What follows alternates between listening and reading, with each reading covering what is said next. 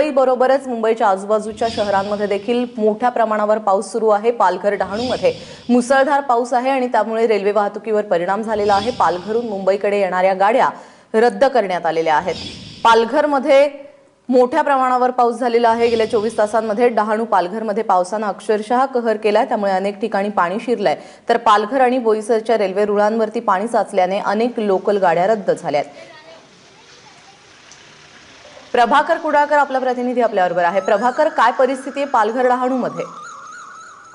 पालघर आणि डहाणूमध्ये रात्रभर तुफान पावसाचा जोर होता। तुफान पाऊस पडलेला आहे। बोईसर येथे 344 मिलीमीटर नोंद झालेली आहे, तर तारापूर येथे 260 मिलीमीटर पावसाची नोंद झालेली आहे।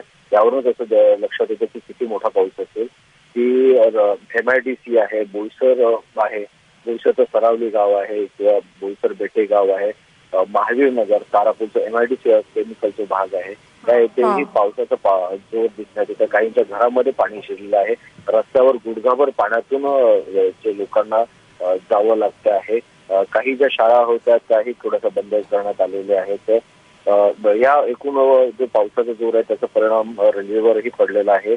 ज्या लोकलच्या गाड्या होत्या 3, जे विरार, पनवेल आणि चर्चगेट होत्या, ह्या 3 गाड्या ज्या आहेत त्या रद्द करण्यात आलेल्या आहेत। पावसामुळे जे घोलवड आणि डहाणूच्या भागामध्ये आहे त्या सिग्नल यंत्रणेमध्ये पाणी शिरल्याने मोठा प्रॉब्लेम झाला होता। त्यामुळे लांब पल्ल्याच्या ज्या गाड्या होत्या त्या काही तास थांबवण्यात आलेल्या। सध्या आता सुरू आहे। ट्रॅकवर सकाळी पाणी जमा झालेलं, मात्र आता पावसाचा थोडासा जोर कमी झाल्यामुळे थोडंसं ओसरलेलं आहे। मात्र जे पावसाने जे इफेक्ट पडलेला आहे, पाणी जे गावागाव शिरलेलं आहे ते अजूनही आहे। प्रभाकर, धन्यवाद या सगळ्या सविस्तर माहितीबद्दल।